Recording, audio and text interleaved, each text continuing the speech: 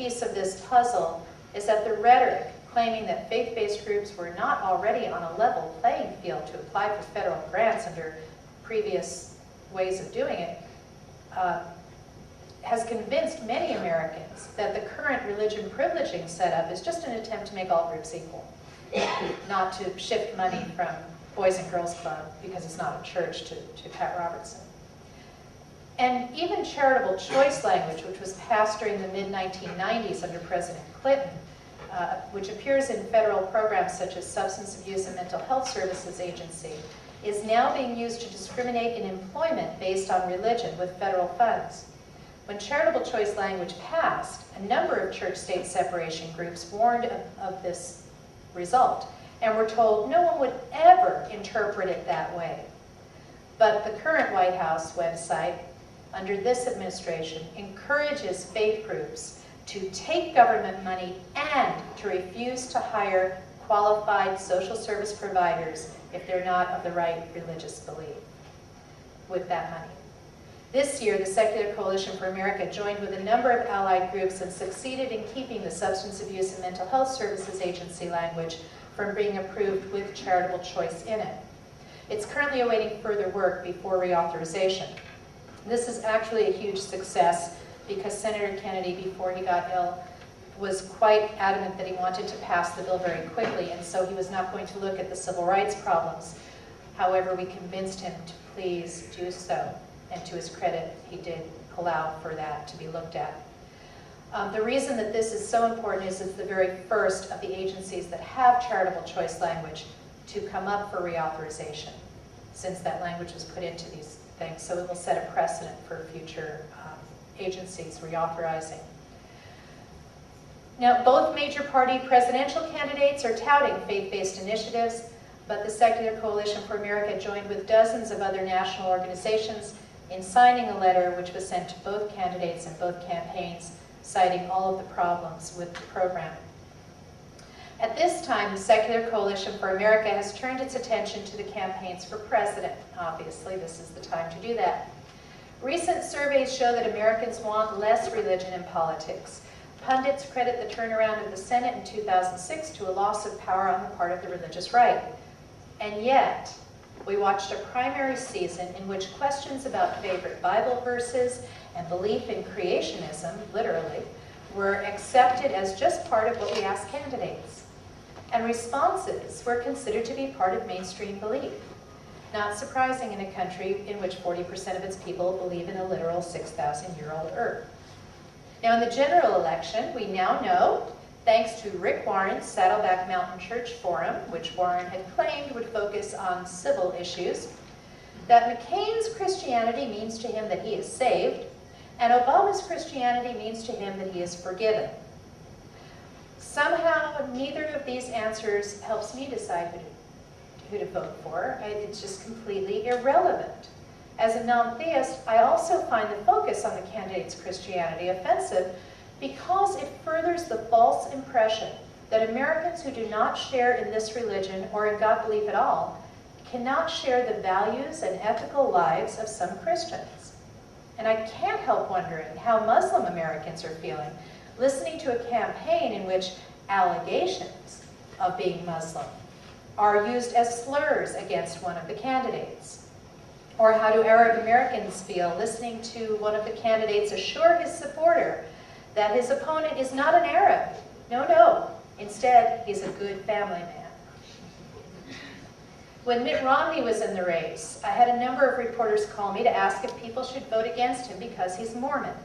My answer was no. There should be no religious test for public office. And whether someone is Mormon or any other religion I don't believe in is irrelevant to me. There is just one question I find relevant as regards the religion of the candidate, and that is, would you impose your theology on civil law? Unfortunately, not one, not even Romney, whose speech about this issue could have done so, gave the John Kennedy answer to this question. Kennedy basically responded he would not impose his religion on civil law. Now, I know at that time it was important for him politically to do this because people were concerned that the Vatican not rule the U.S. law, and there was a lot of anti-Catholic bias. But today, at a moment in time when Americans have experienced 8 years of rule under a president who took his orders from his God rather than civil discourse and reason, and when Americans are sick of the use of religion as a political strategy, when the religious right was not able to sway the 2006 election, today would have been the perfect moment to change the framing of the question, to respond about personal theologies with a response that indicates the irrelevance of dividing Americans up based on those theologies. This would have been the perfect moment to make clear that values and qualifications and views on the issues that voters care about are distinct from personal theology, and that our nation would be better served if voters chose those who share their values rather than choosing those who profess the correct religious beliefs. Alas, campaign strategists often run scared, and rather than seizing the moment, they clearly have decided that the best route to victory is assuring the voters that their candidate is religious enough and is the proper religion to vote for. In fact, for McCain, a previous bid for president failed when he lost his party's primary. During that election cycle, he tried answering the religion question by stating that that was personal, not a political concern. In losing that primary, he learned a scary lesson, and this time proudly discussed his Christian beliefs. Still not sufficiently comfortable with the level of religious zeal possessed by McCain, that party was pleased to see that his vice presidential pick, Tina Fey, Sarah Palin, get those mixed up all the time, is sufficiently religious. When I proposed that I want the answer to that question, will you impose your theology on civil law from the candidates, and that I will vote for someone who answers, I will not do that, as long as their previous record makes that seem like an honest answer, I always have someone say, but it's not possible for an individual to divorce their theology from civil law. But it is. The best example of how theology does not need to impose itself on civil law is in the area of civil marriage.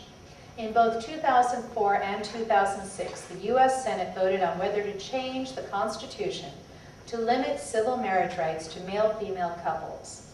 One of the best voices in opposition to this attempt to impose a theological definition on a civil contract came from an Episcopal priest who does not perform gay marriages. Former U.S. Senator from Missouri, Republican John C. Danforth, explained that he can decide in his church not to perform a same-sex marriage, but that his religious belief has no place in determining the civil benefits our government may or may not give to a couple.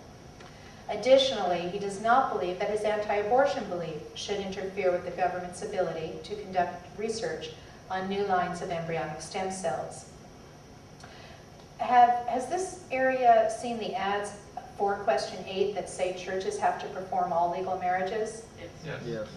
Quick constitutional law class, one sentence, that is a lie. Read the First Amendment, free exercise of religion. And if anyone still thinks that's the truth, look at Orthodox rabbis who for years have always refused to marry a Jew to a non-Jew.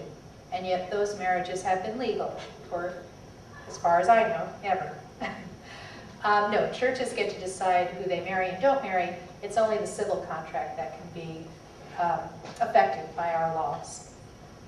So a politician can certainly live his or her life according to the dictates of that person's religion without imposing the rules of that religion on others. For example, if an individual doesn't believe in the use of birth control, that should affect whether that person uses birth control. It must not be extended to deny contraception to others, whether that be emergency contraception or other forms. If someone believes she or he must not work on Sundays, then that individual is free to refrain from working on Sundays without requiring that civil law enforce closure of other people's business on that day.